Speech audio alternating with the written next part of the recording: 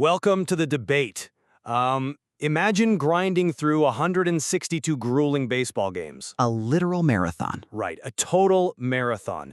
You win 100 of them, you put together this historic, absolutely dominant season, only to find out your reward is, well, the hardest path to a championship in the league. Meanwhile, a team that won 15 fewer games basically gets a free pass. Yeah, it happens all the time. It does. So today we are asking, does the map matter more than the merit? When you split a professional sports league into East and West conferences, you introduce a really profound complication, which is conference inequality. Exactly. The central question we're exploring today is whether drawing these geographical lines inherently destroys competitive balance. Does it ruin championship credibility by making a team's physical location, more important than their actual on-field performance? Right. I will be arguing that geographical playoff seeding fundamentally undermines merit. It turns the postseason into an unfair reflection of regional placement rather than a rigorous reward for excellence. And I will be arguing that geography is an undeniable structural reality of the league ecosystem. Surviving one's regional path, regardless of how uneven the talent distribution might be, is not a flaw in the design. It is a legitimate alternative and maybe even a more authentic measure of what it means to be a champion. Okay, so to kick this off, because geography completely ignores how talent is actually distributed across the sport, we have to look at how this structural reality forces a redefinition of what a good team actually is. Sure. Let me lay out my perspective here. The current geographical system fundamentally punishes excellence. When we look at the reality of the sport, we frequently see scenarios where, say, a 95-win team in a heavily stacked East ends up with a lower playoff seed than an 85-win team in a much less overloaded West. Right, the geographical constraint. Exactly. And I want to be super clear about the mechanics here. That 95-win team isn't getting a lower seed because they are mathematically inferior. They are penalized simply because of where they exist on a map. It's the hand they're dealt. But it's an unfair hand. It's less like a tough exam and more like a regional tax bracket. A team in the East is effectively paying a 10 or 15-win geography tax just to earn the exact same playoff position, while a team in the West is essentially exploiting a structural loophole. A loophole, you think? Yeah, I mean, when a team's record merely reflects where they live rather than how good they are over a grueling 162-game season, the postseason ceases to be a fair reward. That sample size is supposed to be the ultimate arbiter of quality because it filters out luck. That's the theory. Anyway. Right, but geographical seeding re-injects this massive structural luck right at the finish line. It tells a roster that their excellence is, well, secondary to their zip code. Okay, I come at this from a completely different angle. You were looking at a sports league as if it is a sterile laboratory experiment, where variables can and should be perfectly controlled. I just want it to be fair. I know, but professional sports don't happen in a vacuum. They happen in physical space. Geography operates exactly as it is supposed to. It draws a line, and it lets the chips fall where they may. But when those chips fall entirely on one side of the country, doesn't the system just completely break down? I really don't believe it does. Look, when you have an East Division where multiple 90-plus win teams just beat up on each other all season long, while the West remains solid and competitive but simply not overloaded with heavyweights, that isn't a failure of the system. It's not? No, it is the natural consequence of regional sporting ecosystems. This playoff seeding chaos, as it has been called, legitimately tests a team's ability to survive their immediate environment. If you want to be the champion of the East, you have to survive the East. That is the true definition of winning a conference. Mm-hmm. You don't get to ask for a mathematically balanced schedule against teams thousands of miles away just to make your spreadsheet look cleaner. Okay, that reliance on surviving your environment sounds great in theory, but let's dive into the tangible mechanisms driving this inequality during the regular season. Let's look at the root of league imbalance. All right, let's hear it. The problem is that geography is fundamentally blind to league realities. It does not check payrolls. It does not check rebuild timelines or organizational philosophies. And why should it? Because when those crucial competitive factors cluster randomly, you get systemic economic imbalances. Think about how regional market size influences team success. Well, sure, the financial aspect is huge. Right, let's trace the feedback loop here. Large coastal markets often have massive local broadcasting revenues. A team gets a lucrative local TV deal. They use that cash to sign top-tier free agents, they win more games, which in turn secures an even bigger broadcasting deal. It's the business of the sport. Yes, but now, when you draw a geographical line that lumps 3 or 4 of these massive financial behemoths into the exact same division, the imbalance isn't just a quirk of a single season, it is a systemic economic reality baked into the map. I see where you're going with this. Imagine you're the GM of a mid-market team in that division. You draft perfectly for 5 years, but because you share a time zone with 3 teams that have unlimited local cable money, your ceiling is artificially capped. Geography forces teams with massive financial resources to cannibalize each other, artificially deflating their win totals. Look, I completely acknowledge that geography doesn't distribute talent evenly.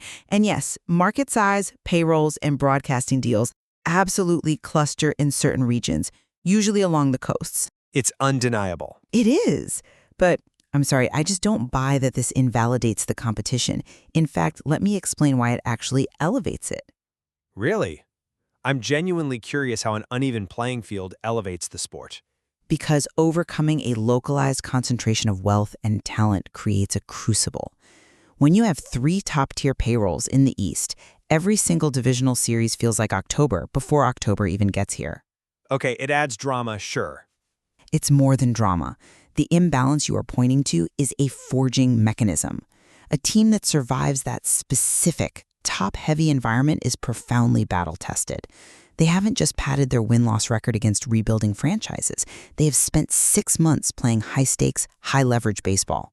So you're saying the struggle makes them better? Exactly. If the goal of a season is to find out who the most formidable competitor is, then forcing them to survive a localized concentration of elite talent is highly effective. You call it a geography tax. I call it surviving the apex predators in your biome. Okay, I hear what you're saying about battle testing these rosters, but help me understand this. What about the reverse of that scenario? We just talked about the clustering of heavyweights, but what about the contagion effect of rebuilds? Wait, what do you mean by contagion effect? I mean that when one team in a division decides to strip down their roster and rebuild, essentially tanking for draft picks, they don't just hurt themselves. They become a win donor for the rest of their division. Ah, I see. Yeah, if you are in a geographical division with 2 front offices that are openly not trying to win, those rebuilding teams effectively donate 15 to 20 wins to their divisional rivals. They still have to play the games. True, but the winner of that division might finish with 95 wins, and you have to ask how many of those wins were essentially unearned, padded stats against minor league caliber rosters. This isn't surviving a biome. This is being gifted a runway because your neighbors decided to stop competing. That's a fair point. The distribution of rebuilding teams can certainly warp the standings, but taking advantage of a weak neighbor isn't automatic. You still have to execute. It's a lot easier to execute against a AAA lineup, though. Sure, but you still need to win the games you're supposed to win, which any baseball manager will tell you is incredibly difficult over 162-game stretch. The broader point remains. The geography sets the boundaries, and the teams must navigate the reality inside them.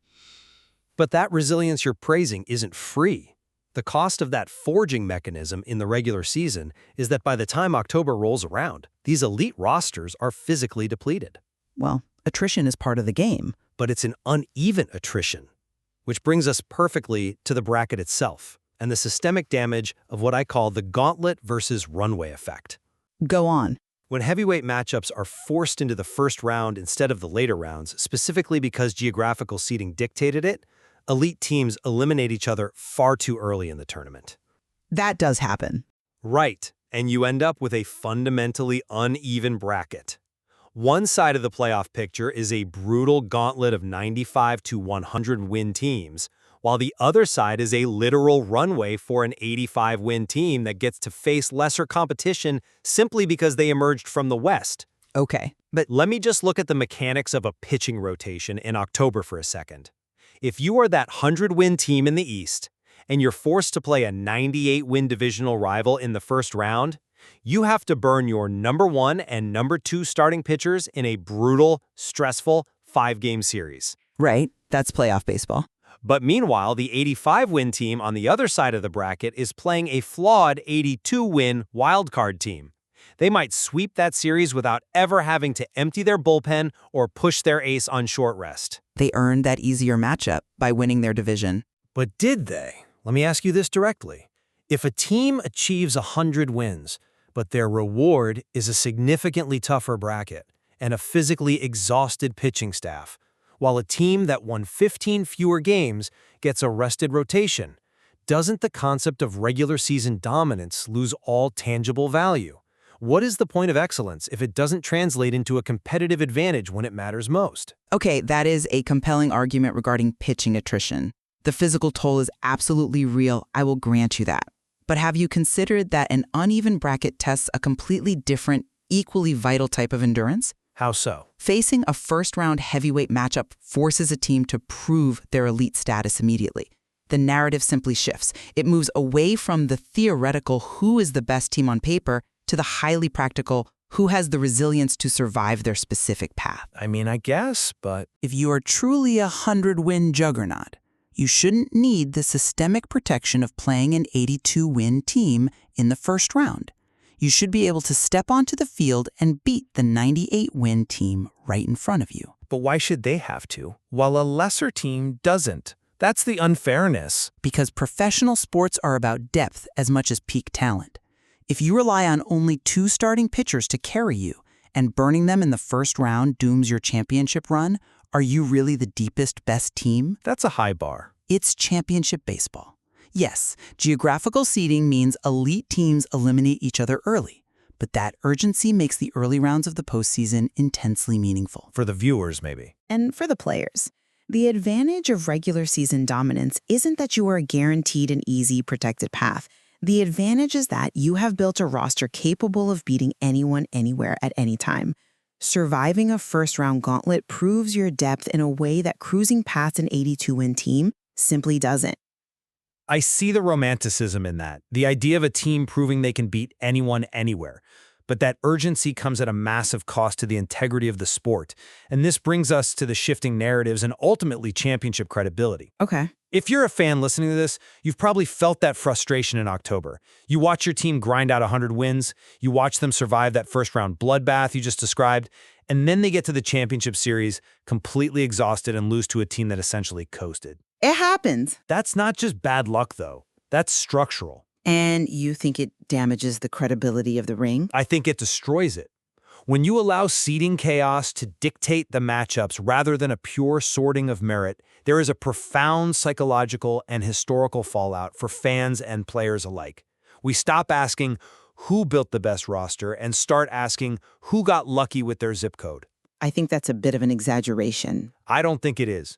When the path matters more than the performance, the game starts to feel fundamentally different. Fans commit to a 162-game marathon because they believe it is a meritocratic sorting mechanism. But is it purely meritocratic? I mean, it never really has been. It's supposed to be. That's the contract you make with the audience. If the outcome of that 6-month marathon is effectively erased by arbitrary geographical constraints, you are telling the audience that the regular season is just a prolonged exhibition. That's a dark way to look at it. A championship loses its credibility when everyone watching knows that the 2 best teams already played each other in the division series 3 weeks ago, and the ultimate winner simply cruised down an empty runway on the other side of the bracket. It makes the final trophy feel deeply hollow. You are operating under the assumption that trust and credibility require absolute parity. And I really question whether a perfectly balanced, geography-free postseason is even possible, let alone desirable. Why wouldn't it be desirable? Because professional sports are not played on a spreadsheet. They are played in physical cities, across time zones, within regional cultures.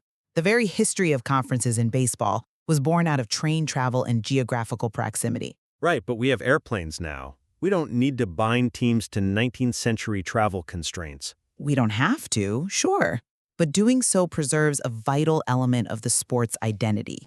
If the known rule of the ecosystem is survival of the fittest in your given geographical zone, then winning under those constraints is highly credible. If you say so. Everyone knows the rules when pitchers and catchers report to spring training in February. The East knows they are in a financial and competitive pressure cooker. The West knows they have a different path, perhaps with far more grueling travel schedules and different market pressures. But those travel pressures don't equal the pressure of facing three $200 million payrolls. They are different pressures, exactly. My point is, the credibility of the championship isn't derived from a perfectly symmetrical, mathematically optimized bracket. It is derived from overcoming the structural realities you were handed. I guess I just want those realities to be more equal. Perfection in seeding is an illusion. You will never perfectly account for injuries or weather, umpire tendencies, mid-season trades, none of it. Embracing the chaos of regional survival doesn't destroy trust. It creates a more authentic reflection of the grueling, uneven reality of the sport. You win your region, you take your bruises, and you advance.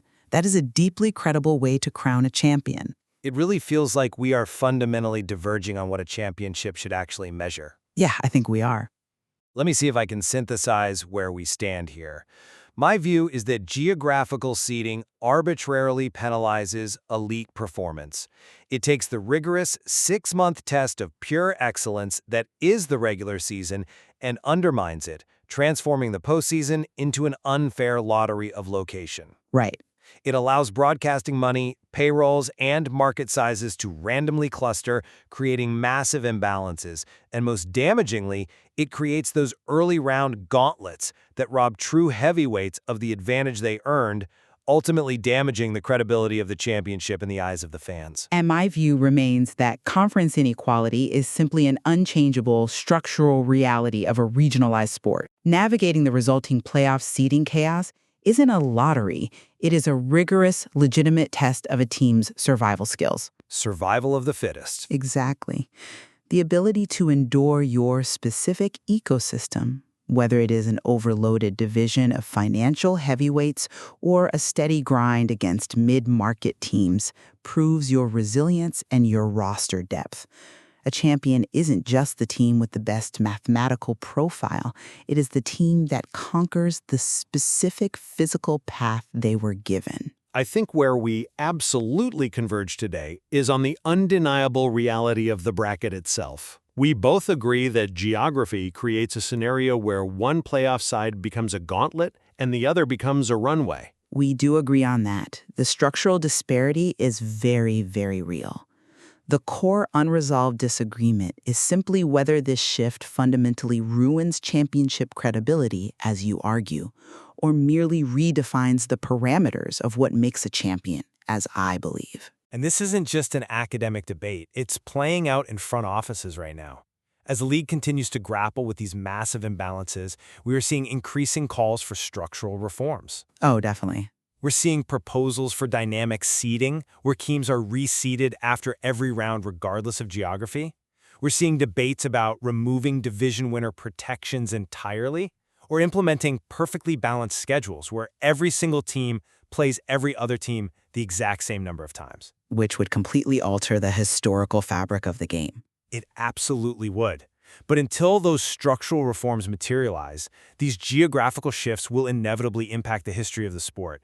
We will have to see how historic rivalries react to the structure and whether they can survive the physical and psychological pressure of constant early round elimination. It's going to be fascinating to watch. It really leaves us to reflect on a profound question raised by the material itself. If the postseason isn't built on fairness, what is it really built on? A question every fan has to answer for themselves. Indeed. Thank you for joining us on The Debate.